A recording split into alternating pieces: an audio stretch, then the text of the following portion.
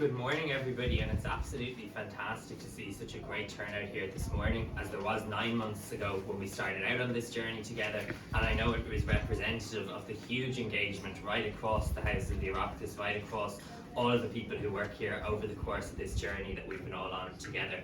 I suppose this morning is an opportunity for us to mark what is a major achievement. I think it's always an incredible achievement when an organisation achieves the AsIAm Autism-Friendly accreditation standard.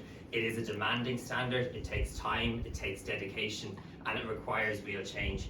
But I think we don't underestimate how significant an achievement the House of the Oireachtas receiving this standard is.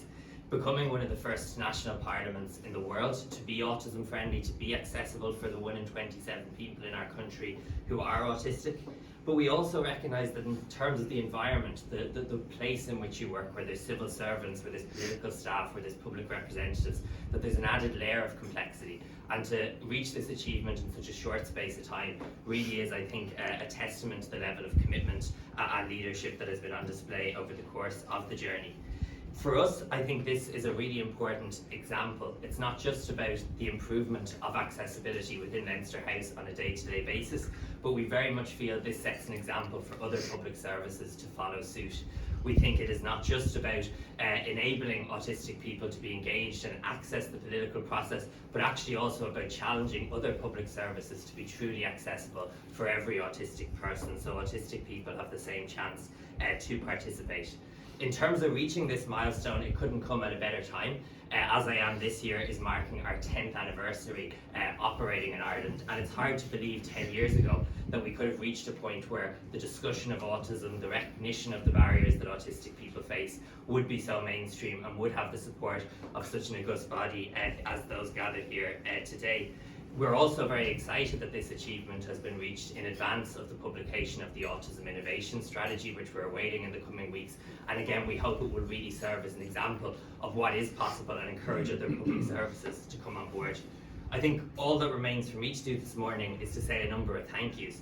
I want to say a huge thank you to the Comhairle and to Peter for all their leadership in driving this initiative. I want to say an enormous thank you to Roisin and her team for really working so hard to get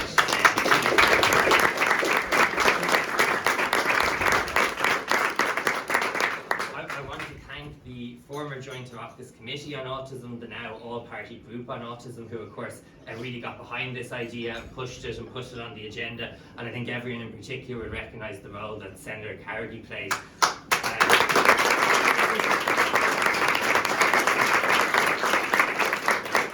He has had everyone absolutely persecuted to complete the training, and it was that tenacity that really got us to this juncture today.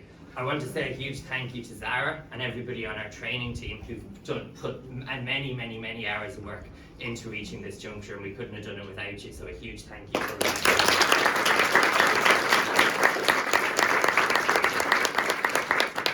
Critically, all of those who took the time to do the training.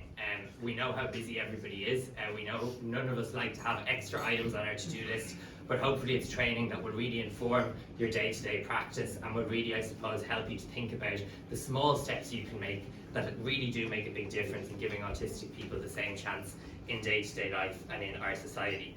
What I always like to say at these events, of course, is accreditation isn't the end of the journey. It's not the moment to tick the box. It's very much the start of the journey.